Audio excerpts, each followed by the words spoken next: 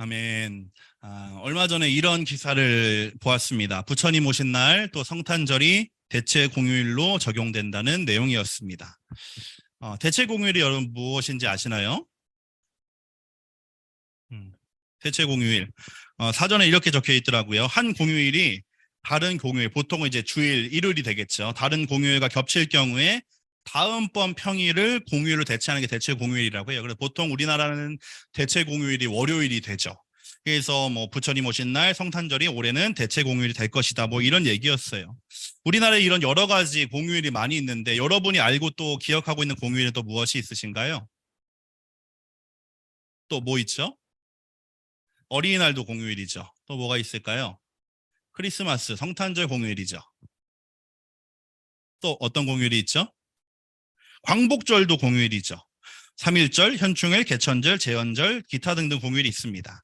이 공휴일들의 특징이 무엇인가 생각을 해보니까 무엇인가를 기억하고 또 기념하기 위해서 법으로 정했다라고 하는 거예요. 3.1절은 그럼 무엇을 기억하기 위한 날일까요? 3.1 만세운동을 기억하기 위한 거예요. 현충일은 무엇을 기념할까요?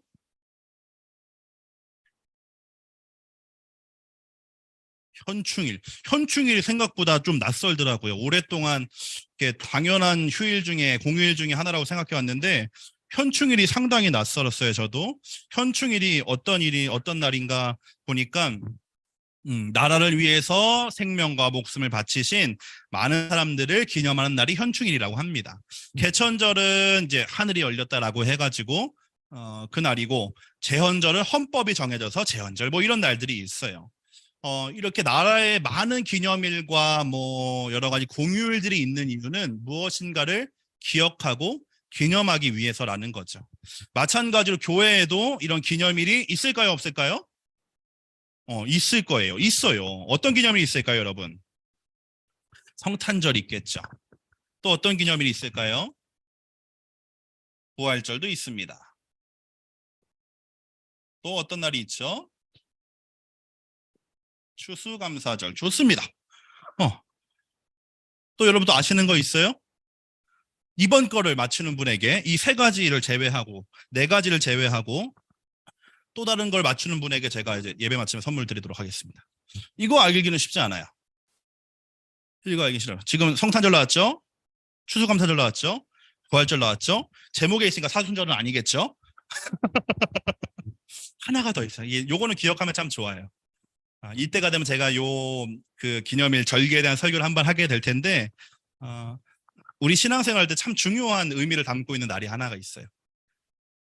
오순절도 좋죠? 오순절이랑 시기가 비슷해요.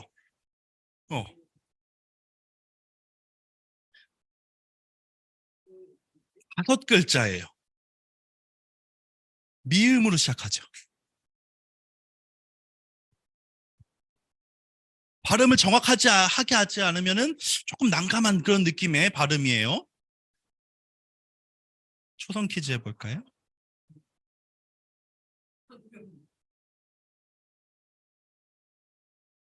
보이죠, 여러분은?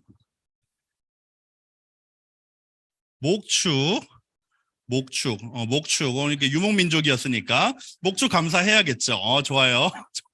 해보자고, 해봐요. 좋아. 여러분의 창의력을 발휘해보세요. 모르겠네요. 음, 미, 그쵸. 미친, 네. 자, 또 뭐가 있을까요?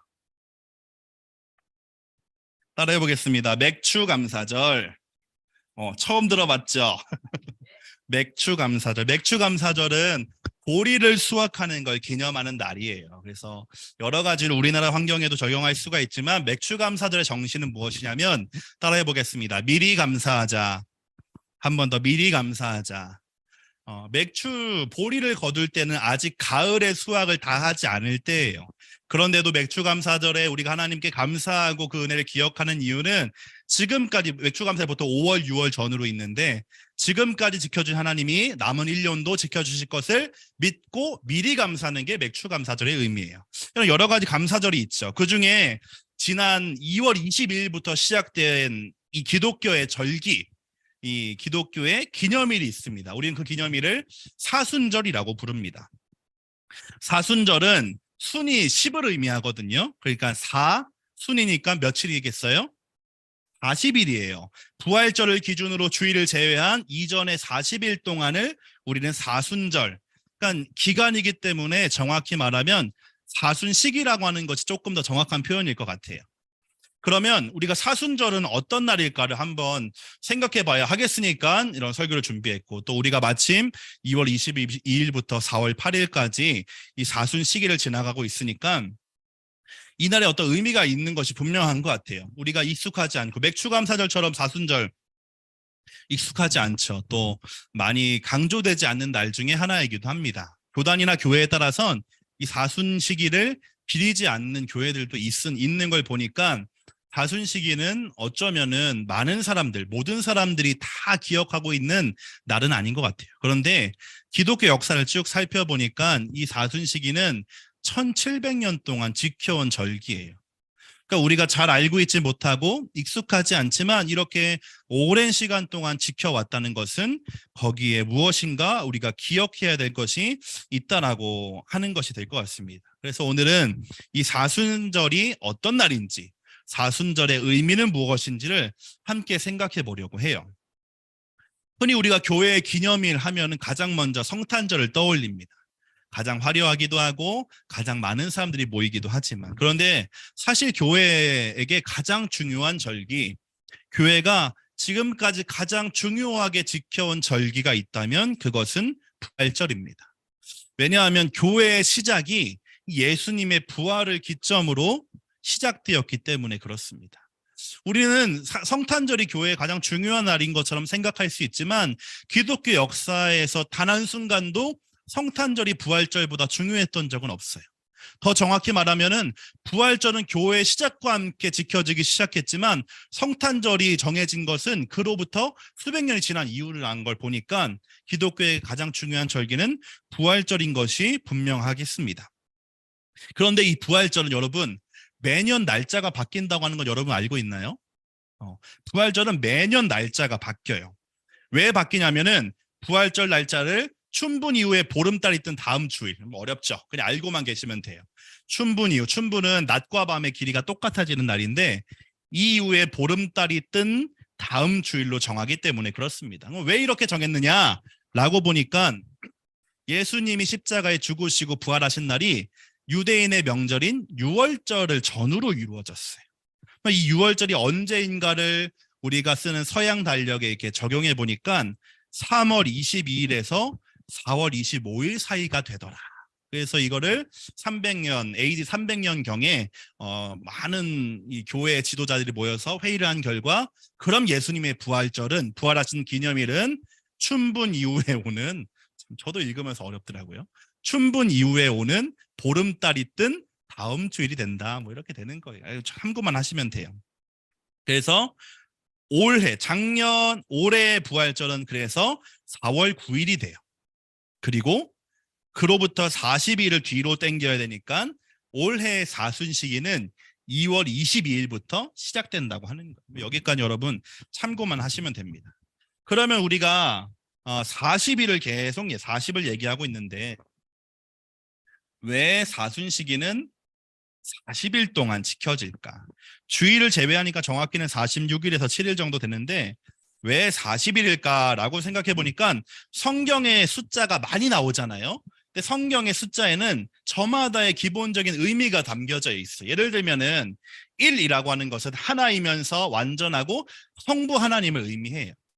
3은 삼위일체 하나님과 예수님이 며칠 만에 부활하셨죠? 3일 만에 부활하셨으니까 부활이라고 하는 상징성을 가지고, 7은 우리가 뭐 럭키7 지금도 좋은 숫자라고 생각하지만 완전하고 완성이라는 의미를 가지고 있어요. 그래서 천지창조가 며칠에 이루어졌죠? 7일 동안 이루어진 것도 이런 숫자의 의미가 담겨져 있다고 하는 거예요. 10은 율법을 의미하고요. 12는 12지파, 더 나아가서는 모든 민족을 의미하는 것이 12예요. 그러면은 사순절은 40일 동안 지킨다고 했으니까 이 40에도 의미가 있겠죠. 40에는 어떤 의미가 있을까요? 여러분이 알고 계시는 성경의 40을 한번 찾아볼까요?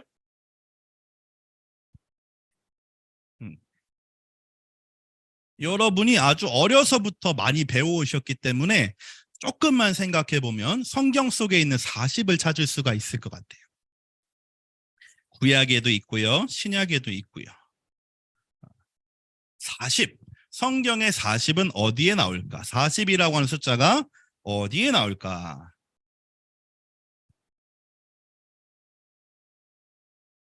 맞아요. 예수님이 부활하시고 40일 동안 제자들과 함께 계셨죠. 예수님의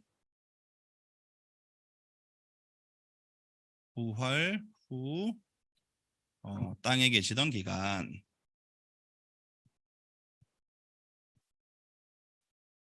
또 뭐가 있을까요? 전혀 모르겠죠. 감사해요.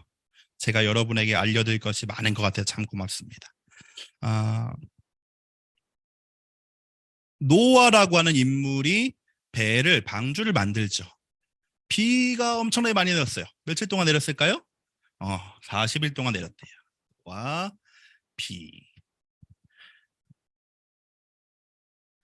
또 모세가 율법을 받기, 모세라고 하는 인물은 이 40과 아주 많은 관련이 되어 있는데요. 먼저는 모세가 120년을 살았다고 해요. 120살까지. 통상적으로 모세의 인생을 3등분합니다. 40년씩 3등분. 가운데 40년은 광야에서 훈련받는 시간이었어요. 모세의 40년도 있고요. 모세가 또 시내산에서 하나님께 십계명과 율법을 받기 위해서 열심히 금식하며 기도하는 시간도 있습니다. 그날도 며칠일까요? 40일이에요. 특별히 이스라엘 민족이 출애굽을 해서 가나안 땅에 들어가기까지 광야를 막 뺑뺑뺑뺑 돌면서 훈련받는 시간이 있어요. 몇 년이었을까요? 40년이었어요. 훈련의 시간. 예수님도 신기하게도 마귀에게 시험 받기 전에 40일 동안 금식을 하셨다고 합니다. 그럼 여러분, 이 40에는 어떤 의미가 있을까요?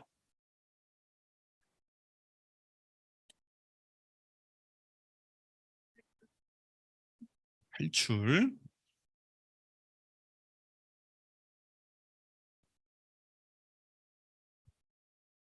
아침이라 조금 어렵겠지만 여러분, 이렇게 여러분의 이 싱싱한 뇌를 열심히 사용해 보세요. 40. 이스라엘의 광야 40년.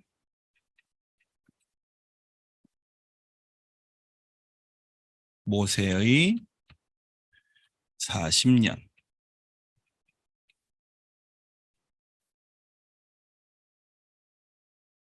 예수님이 금식하고 시험 받았던 40일. 40일은 어떤 의미가 있을까요? 아, 시험 받는 기가 좋아요. 좋은 접근이에요. 시험 받는 기간이에요. 왜 시험 받을까요? 우리 브레인스토밍을 해보죠. 왜 시험 받을까요? 인정받기 위해 좋아요. 왜 40일은 시험이 있고, 이스라엘은 40년 동안 광야에 지내면서 하나님께 무엇을 받았을까요? 축복도 받았죠?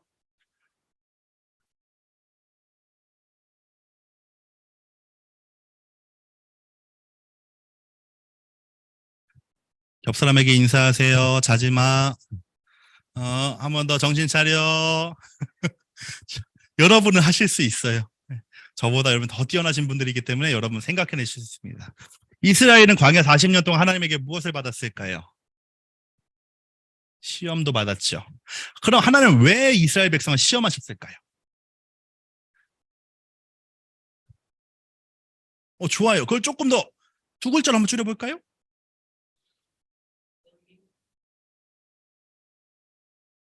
네? 좋아요. 여러분, 지금 내 여기 별로 안 중요한 데인데 여기에서 머리 여기서 멈추면 안 되는데. 음.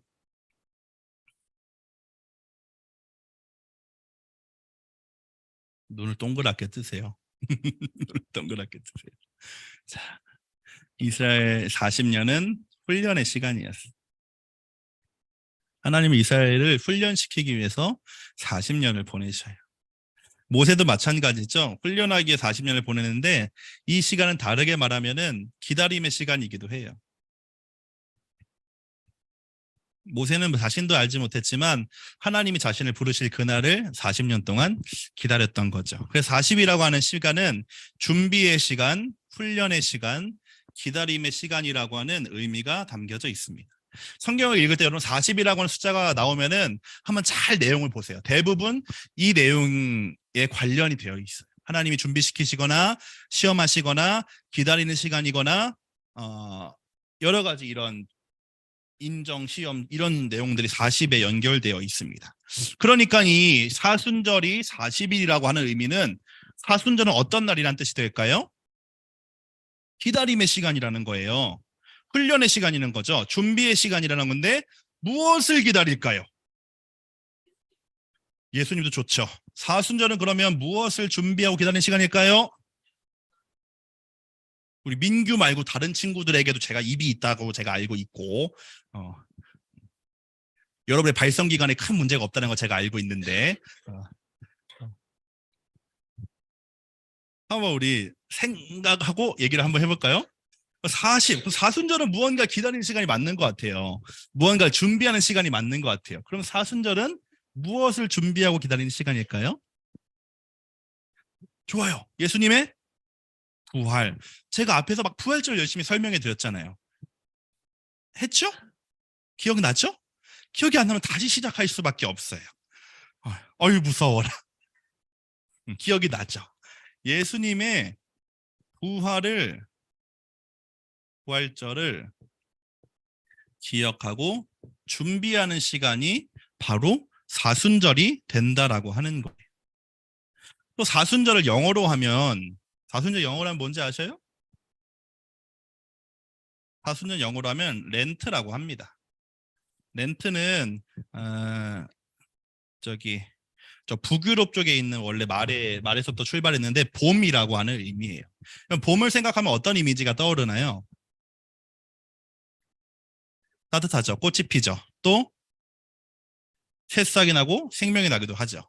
따뜻하고 봄, 봄, 따뜻하고 새싹이 나고 생명이 시작되는 게 봄이죠. 그러니까 이 두 가지 의미를 종합해 보면 이 40이라고 하는 숫자와 사순절의 영어인 렌트를 종합해 보면 어떤 의미가 되냐면 첫 번째로는 한번 여러분 이거는 노트를 해보시면 좋을 것 같아요. 첫 번째로는 예수님의 부활을 기억하고 기념하는 시기가 사순절이다. 예수님의 부활을 기억하고 기념하는 날이 사순절이다.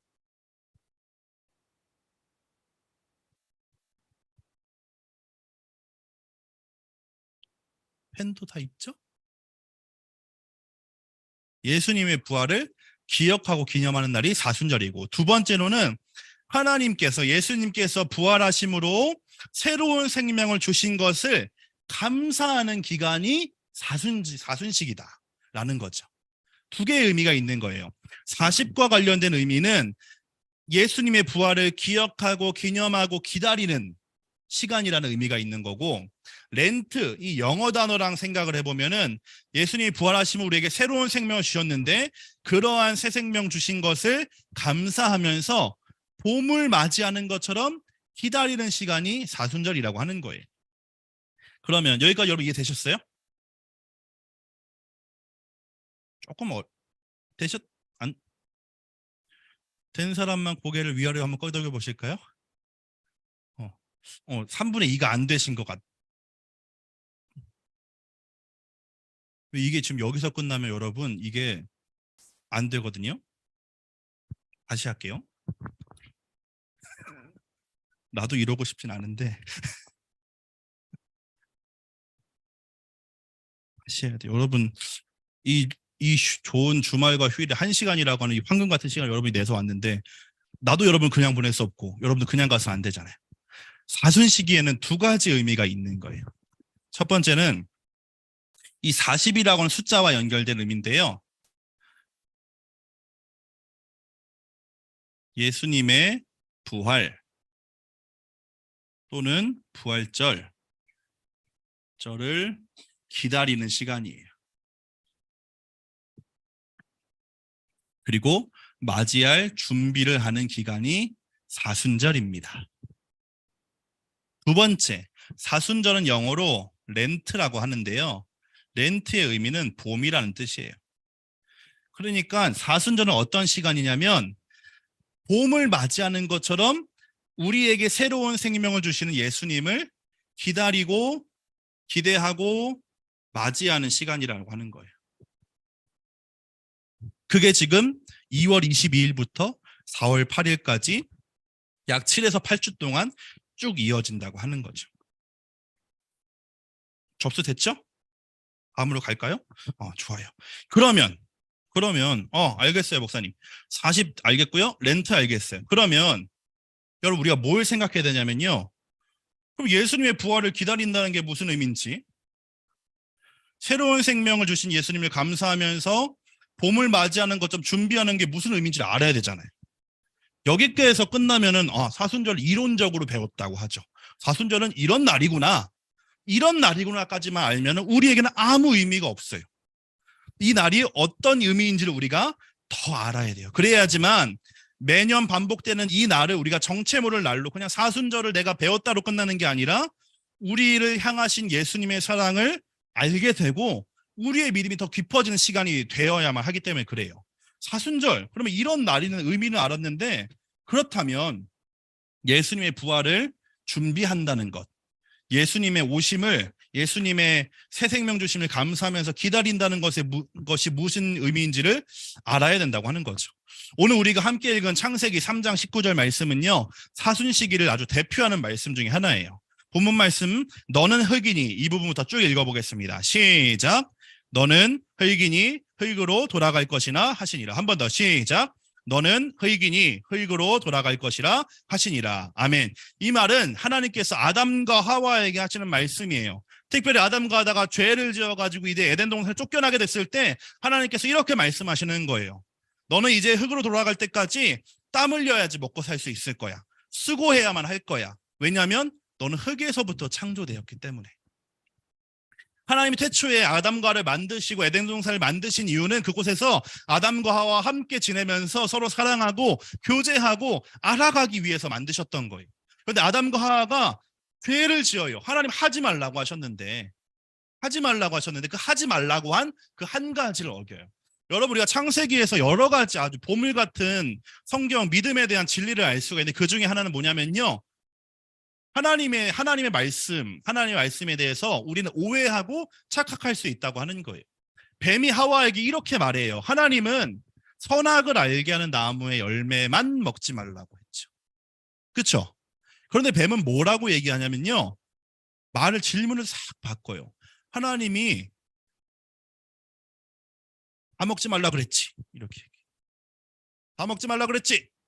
질문이 맞는 것 같은데 조금 핀트가 다른 질문이에요. 그러니까 하와가 오해하기 시작하는 거예요. 아니 하나님이 그거 먹지 말라 그랬어. 선악을 알게 하는 나무 열매. 그랬을 때 이 뱀과 하와의 질문 속에서 하와 마음 안에 욕심이 생겨나기 시작하고 오해가 생겨나기 시작하는데, 그 내용이 그게 아주 맛있게 보이고 먹기에 좋아 보이고 먹음직하고 보암직하고 탐스럽게 할 만큼 아주 욕심나게 생겨 보이기 시작한 거예요. 하나님은 모든 것을 다 허락해 주셨어요. 그런데 단 한 가지를 하지 말라고 하신 거죠.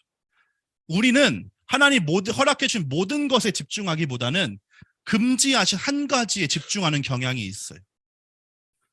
하나님이 나에게 모든 것을 다 할 수 있고 허용하게 해주셨는데 이것에 감사하며 살아가면 되는 것인데, 그게 좋은 신앙생활인데, 우리는 사람은 어떻게 생각하냐면 하나님이 하지 말라고 한 한 가지에 자꾸 집중하는 거예요. 근데 하나님 저거 나 먹지 말라고 그랬어. 정확하게 말하면 다른 걸 다 가지라고 하시고 한 가지는 가지지 말라고 하신 거죠. 그 가지지 말라고 하신 이유조차 그것을 통해서 하나님과 사람이 전혀 다른 존재라고 하는, 하나님은 하나님이고 사람은 사람이라고 하는 이 선을 알려주기 위해서 먹지 말라고 하신 건데, 사람은 그런데 하나님이 저거 먹지 말라고 그랬어. 뱀이 이렇게 얘기하죠. 너가 하나님처럼 될까 봐 하나님 먹지 말라고 한 거야. 라고 소개가 나기 시작해요. 우리도 신앙생활 여러분 살아가시면서 많은 것들 여러분 이미 누리고 계시고 많은 것들을 가지고 계실 것이 분명해요. 대부분은.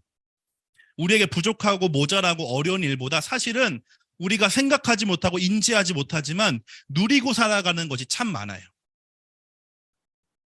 목사님 어릴 때까지만 해도 그 신발, 지금도 그런가? 신발에도 막 계급이 있고 막 그랬었는데 누구는 시장 신발 신고 막 그랬었어요. 그래서 좋은 신발을 신지 못하는 학생들, 저도 뭐 그런 중에 하나였지만 그런 일들이 있었어요. 여러분 이제 신고 싶은 신발 못 신는 경우는 거의 없잖아요. 한정판을 제외하고는. 그러니까 이미 우리는 여러분, 특별히 여러분 많은 것을 누리고 많은 것을 향유하면서 살아가요. 그런데 마귀는 우리를 어떻게 속이냐면 우리가 가지지 못한 한 가지, 나에게 없는 그 한두 가지에 자꾸 집중하고 그래서 불행하다고 착각하게 만드는 거예요. 나는 이게 없으니까 불행해. 나는 이게 없어서 엄마가 미워. 라고 생각하게 되는 거죠. 근데 그때부터 문제가 생겨나고요. 죄가 생겨나기 시작해요. 마찬가지로 아담과 하와에게 모든 것이 주어졌지만 아담과 하와는 하나님이 금지한 단 한 가지를 어겨요. 선악과를 먹게 되죠. 그랬을 때 더 이상 하나님은 아담과 하와를 에덴 동산에 살게 할 수 없을 뿐더러 사실 더 정확히는 아담과 하와는 죽어야만 마땅했죠. 그런데 아담과 하와는 죽지 않고 하나님의 여러 가지 은혜와 복을 통해 계속해서 살아갈 수 있게 돼요. 오늘 말씀은 전체를 다 읽어보면 3장 19절을 잘 읽어보면은 마치 수고해야지 먹어야 하는 징벌이 있는 것처럼 보이지만 마지막 구절 너는 흙이니 흙으로 돌아갈 것이라고 하는 하나님의 말씀을 통해서 우리에게 또 아담과 하와에게 하나님이 기억하게 하고 싶은 내용이 있다라고 하는 거예요. 이 너는 흙이니 다시 흙으로 돌아갈 것이다 라고 하는 말에는 세 가지 의미가 있습니다. 첫 번째는 사람은 뭐라는 거죠? 흙이라는 거예요. 사람은 흙이에요.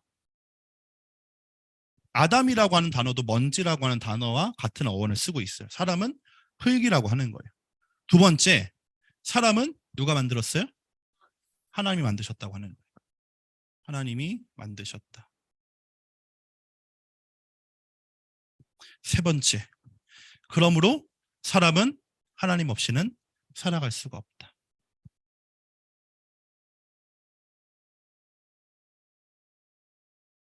이게 너는 흙이니 흙으로 돌아가야만 해 라고 하는 이 짧은 한 문장에 담겨져 있는 의미예요. 첫 번째는 사람은 흙이라고 하는 거죠. 두 번째, 그 사람을 하나님이 만드셨다고 하는 거예요.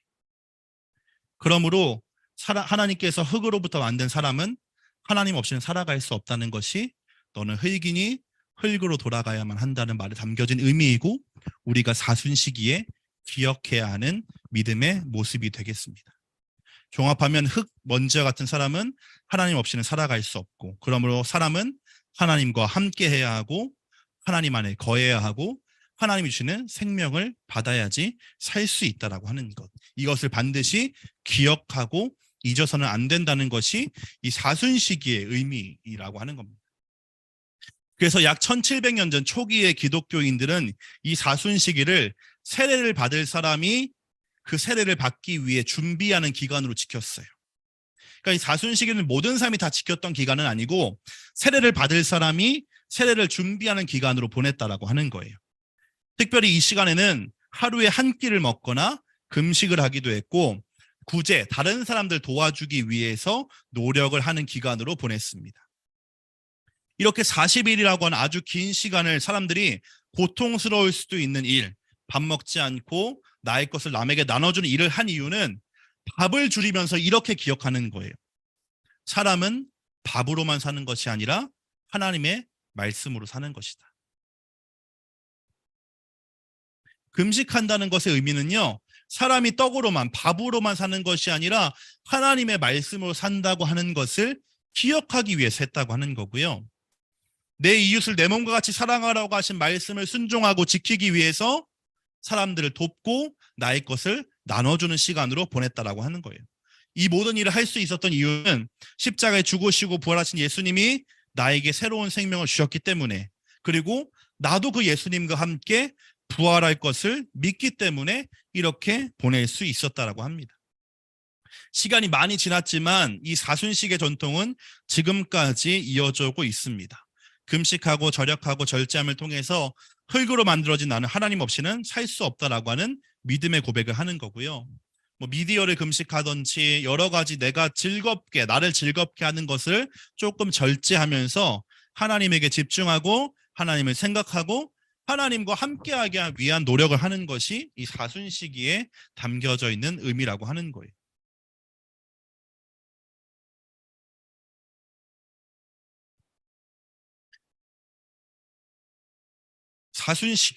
사순시기는 두 가지를 기억해야 하는 날입니다. 첫 번째는 사순시기는 어떤 걸 준비하는 날이라고요?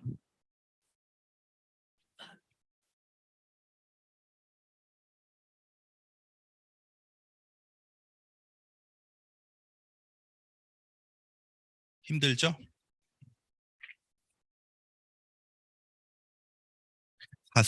사순시기는 예수님의 부활절을 준비하는 기간입니다. 그래서 40일을 지켜요.